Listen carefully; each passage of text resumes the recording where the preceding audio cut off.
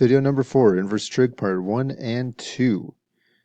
Now for this video, I'm going to actually talking to you about the inverse trig functions in a way that may not necessarily be relevant for calculus, but in my experience, I think it is best that you try to have a thorough understanding of what inverse trigonometric functions are and how they come to be. Now, I want you to note I am going to focus on graphs for the explanation of inverse trig functions. We haven't really talked about the graph of trig functions, though, sine, cosine, and tangent in particular, and none of the videos that I've made will actually include that. Ms. Schwartz and I agreed that we don't find any pertinent information in calculus that requires your knowledge or an extensive knowledge of trigonometric graphs. So I would recommend, however, that you do study trigonometric graphs on your own, so that way you are thoroughly prepared. The three main trig function graphs are given below with domain and range. You've seen these before. Sine and cosine both have the waves, and the domains are the same, along with their ranges. The tangent x are the ones that look a little bit weird and are asymptotic. Here, your domain will be all x values that are not odd values of pi over 2. Any other x value, though, will be within the domain of tan. Your range for tan x will be all real numbers.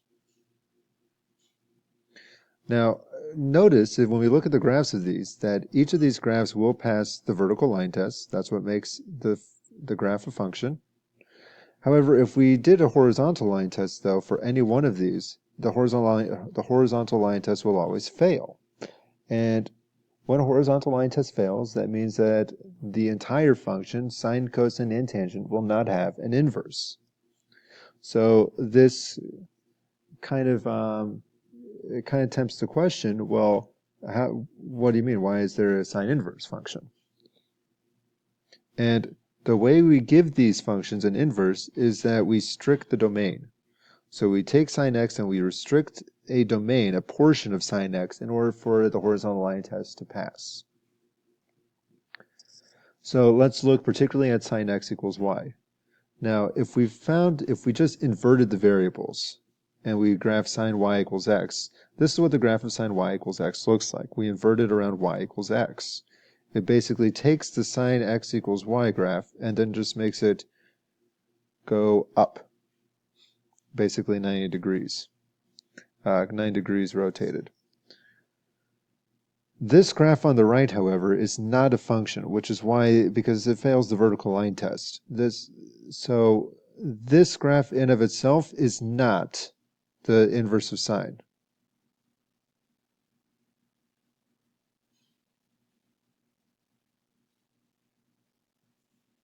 So again, my question to you is, how do we actually make the sine inverse graph then?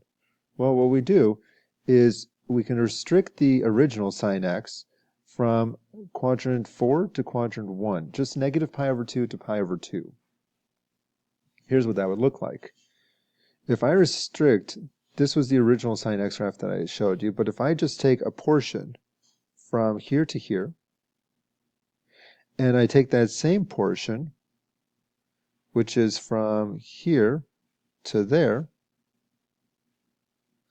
now my inverse function passes the vertical line test and it passes the horizontal line test. And now I have a function. And the reason I would want to do this, again, the reason I restricted from negative pi over 2 to pi over 2 in the x direction, is so that my curve, my original curve, sine x, passes the horizontal and the vertical line test. This causes the y value also to be restricted from negative pi over 2 to pi over 2. This is how I end up getting the inverse function for sine.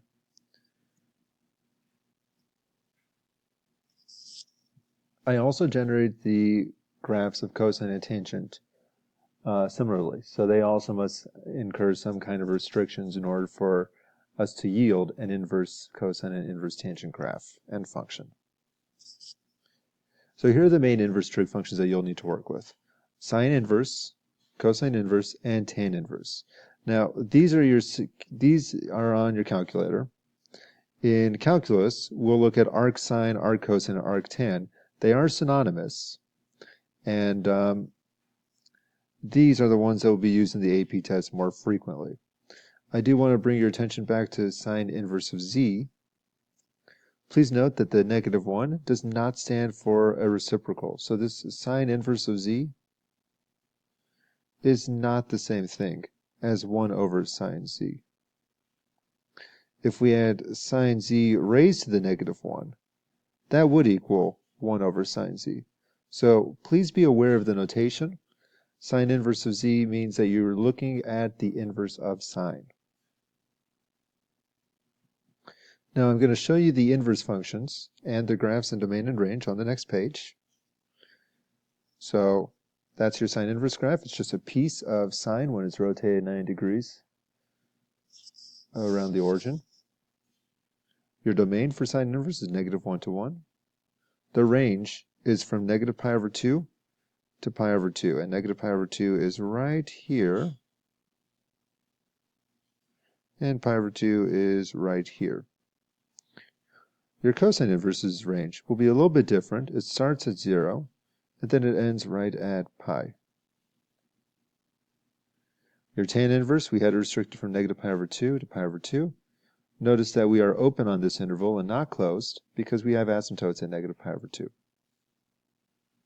In case you're not sure, tan inverse of z, if we assume that this is equal to -π/2, then that means that, or positive pi/2 to make it easier on us, that means that tangent of π/2 is equal to something. However, if we think about the unit circle though, π/2 is up here, and if we look at π/2, the coordinates are 0, 1. If I take my y over x, which is what tangent is, I get 1 over 0, and that is undefined. Tangent of π/2 does not exist. That's why if I tried to do tan inverse and tried to find an angle to make that, if I tried to find a ratio to equal π/2 for tan inverse, I wouldn't be able to find one. And if you follow that logic, that's why I'm left with parentheses for the range. Okay, so keep in mind though, I did show you these 3 inverse trig functions. There are also 3 other inverse trig functions for the reciprocal functions, arcsecant, arccosecant, and arccotangent. But these functions are rarely used, so I'm not going to elaborate on them, show you the graph, or show you their domain and ranges. Okay. Also, please note, arcsine of z is equal to theta if and only if sine theta is equal to z. Note that sine is, the theta is going to be the angle, and z is the ratio. So again, arcsine of, so if I take the inverse using the ratio, I get the angle out, and that's only true if sine theta equals the ratio to begin with. Helpful tip, arc cosine theta, when we're talking about the unit circle, only applies to quadrants 1 and 2. That's what we mean when we say 0 is less than or equal to theta is less than or equal to pi. That is not a less than or equal to sign, so hold on just a second. It also, something else that might be helpful is going to be arctan and arcsine only take values in quadrants, this is incorrect, quadrants 4 and 1. That's what we mean when we say -π/2 to π/2. And that would be for arcsine. For arctan, remember, we can't have the less than or equal to.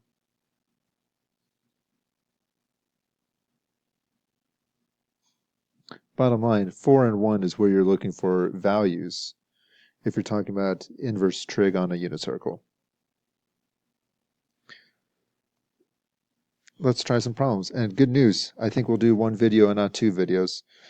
Let's, given the following, use the inverse trig to solve for theta and on your calculator. Let's go ahead and get a calculator out. Go to radians. I don't have a calculator on me, but I'm sorry, I don't have the calculator on the computer because I'm not at school, but what you can do is do sine inverse of 0.7 on your calculator. Make sure, again, your calculator is in radians, and you're going to get out 0.775 using 3 decimal places. Go and try sine inverse of negative 0.75, and you end up getting out negative 0.848. And again, these are radians. Helpful tip, arc cosine theta, again, only takes values in quadrants 1 and 2. I think I said that already. And quadrants 1 and 4 for arc tan and arc sine. Okay, here, thinking about the unit circle, and I have a unit circle right here. Sorry, this is me being technically non-savvy. Pause the video, see if you can find out where these values are. Again, remember these arctan and arcsine can only be in quadrants 1 and 4. Arccosine can only be in quadrants 1 and 2. Pause the video, resume when you're ready to go.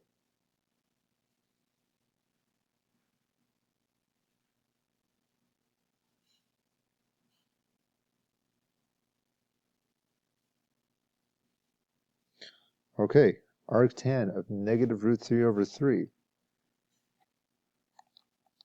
We're looking on the unit circle where negative root 3 over 3 is, or more particularly negative 1 over root 3 is. Sorry about that. And that's going to happen at negative pi over 6.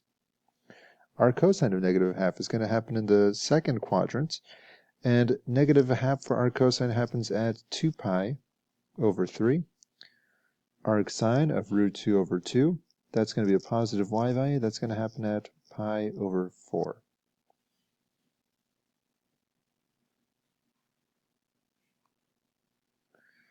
When you're solving inverse trig problems, there's always going to be only one solution, but if you were trying to solve this one though, that's going to have a few more solutions than you would like, and I'm going to talk about that in the last video. Thanks for watching.